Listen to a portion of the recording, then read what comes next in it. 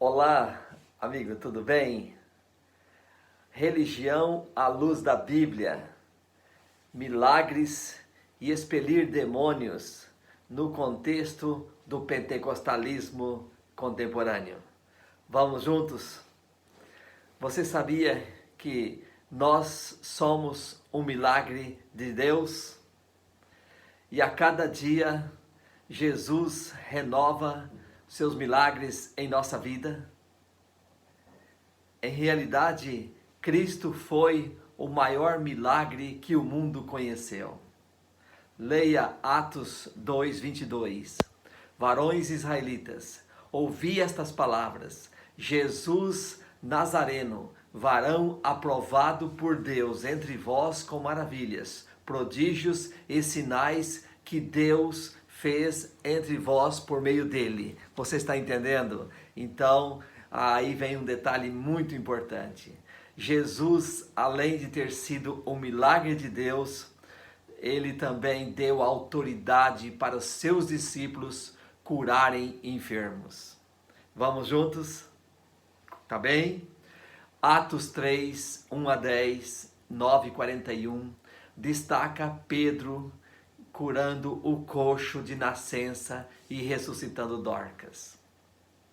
Atos 14, 8 a 12, Paulo ressuscita o jovem Eutico e um paralítico desde o nascimento.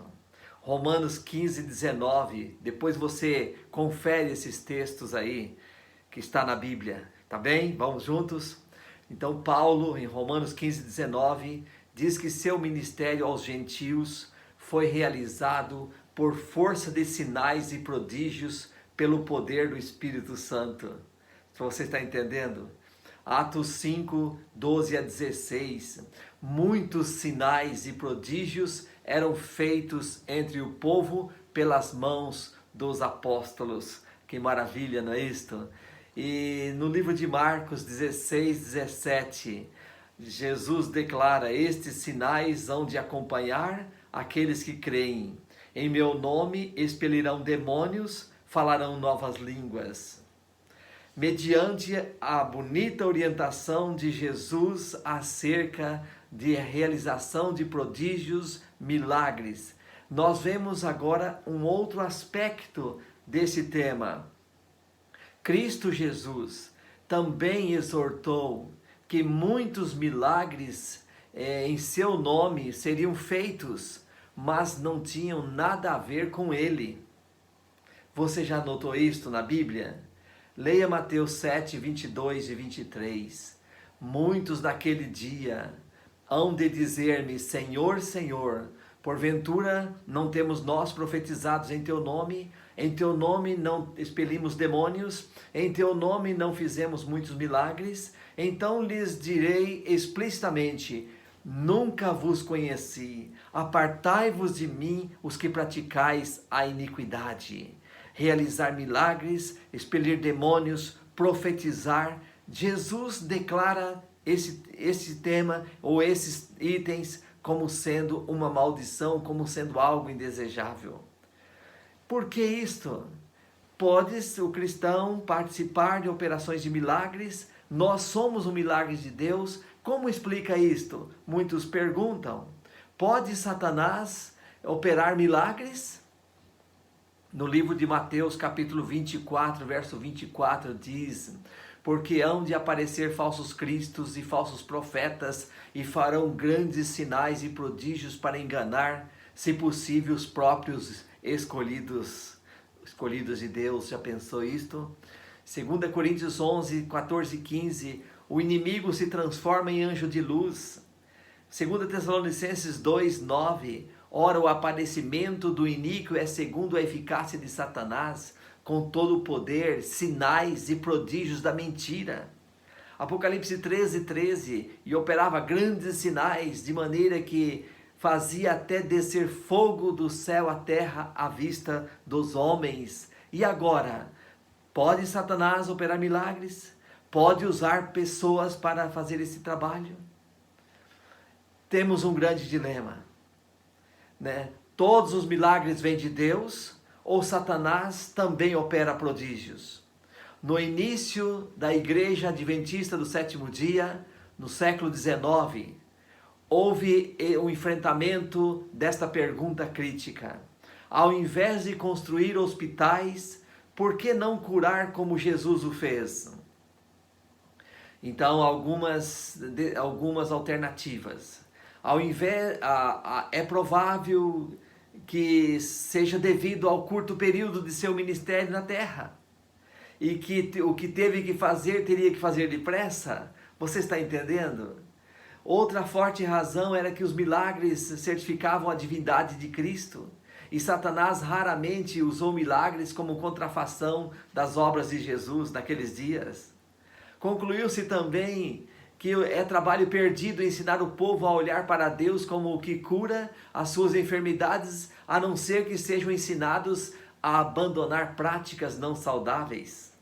E Ellen White declarou, né, no Ministério de Saúde, na página 14, né, Ministry of Health, disse assim: mas eu fui instruída que nós agora não podemos trabalhar desta maneira.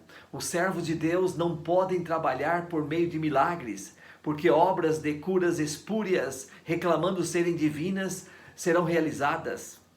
Esta é uma declaração de Ellen White.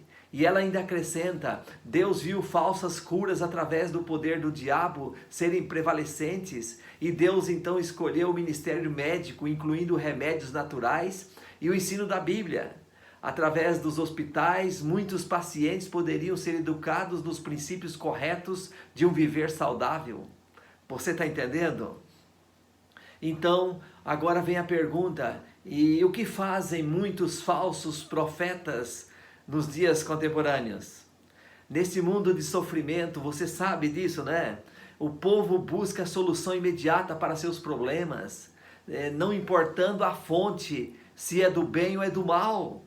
E aproveitando a carência humana, da humanidade, né? A angústia que muitos vivem, as doenças prevalecendo em muitos lugares, pastores, missionários, aproveitam para tirar dinheiro dos inocentes. É o que se vê hoje em dia, né? E que tipo de cura oferecem? Muitas vezes declaram que os gripados são curados, os que têm dor nas costas são curados, os que têm dor de dente e outras enfermidades irrisórias. Mas quando João mandou perguntar para Jesus: és tu que havia de vir ou esperaremos outro? E Jesus mandou dizer: ide, Mateus 11:4, ide e anunciai a João o que estáis ouvindo e vendo. Os cegos veem, os coxos andam, os leprosos são purificados, os surdos ouvem e os mortos são ressuscitados. E esses profetas que tem nos dias atuais, por que não vão aos hospitais que estão cheios, tirar pacientes que estão na próxima morte? Por que não vão fazer curas nessa época tão necessitada? Na verdade, por trás está virando um comércio, está virando uma competição empresarial, ganhar dinheiro através da cura. Mas existem a verdadeira cura e a falsa cura? Há diferença entre elas? Sim, um promete vida mediante a obediência. O outro promete vida mesmo em desobediência. Um diz: abandona o pecado, vai e não peques mais, como Jesus disse. Outros dizem: não abandonar o pecado, vai e continue pecando. Tem grande diferença. Então, como diferenciar a verdadeira cura da falsa? Primeiro, o operador de milagre ensina o povo a guardar os mandamentos de Deus? Você está entendendo? Segundo, ensina ou exalta a Cristo ou faz de Deus uma espécie de agente de publicidade, um meio de ganhar dinheiro e iludir o povo? Você está entendendo, querido? Não podemos ser enganados. Jesus disse que operariam sinais que, se possível, enganariam até os escolhidos. Estive numa igreja, numa cidade, onde estava um jovem que tinha seu carro, sua casa, estava vendendo seus bens para dar para a igreja, porque lá via ser de prosperidade e milagre. A mãe foi repreendê-lo e disse: mãe, não tire minha fé. Portanto, você deveria analisar. O operador de sinais mostra a Bíblia e mostra que a Bíblia indica ser o nosso corpo, o templo do Espírito Santo. A verdade, querida, é o único veículo por onde o Espírito de Deus opera.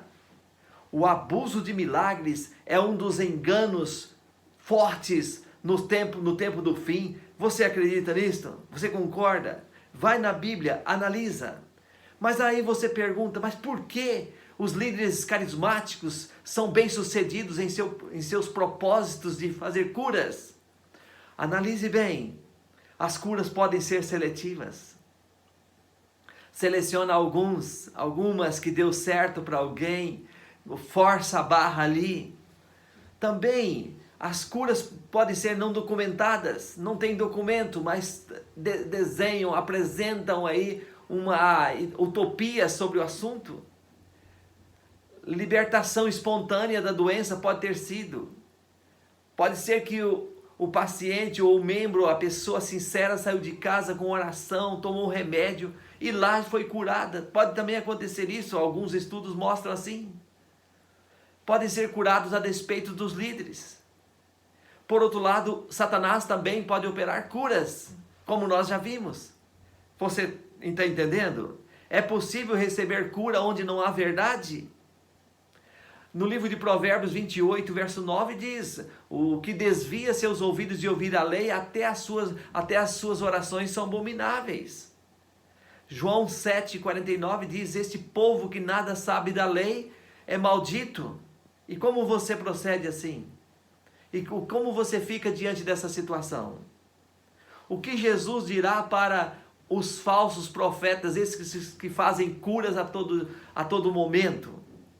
O que Jesus dirá para aqueles que vivem profetizando, operando milagres e expelindo os demônios? Leia Mateus 7, 22 e 23. Jesus dirá: nunca vos conheci. Apartai-vos de mim, os que praticais a iniquidade. Portanto, amigo, fica aí para você a decisão. Você vai atrás dos milagreiros? Ou você vai atrás da palavra de Deus, que ensina uma transformação de vida? Como o cristão deve viver através da palavra de Deus, guardando seus mandamentos, praticando a verdade? Qual é a sua decisão diante disto? Que Deus lhe abençoe, ilumine, para que você não seja enganados com falsos cristos e falsos profetas, como declara Mateus, como nós lemos aí Mateus 24. Que Deus lhe abençoe e abra o caminho para você estar entre os salvos, através da graça e do amor de Jesus Cristo. Amém?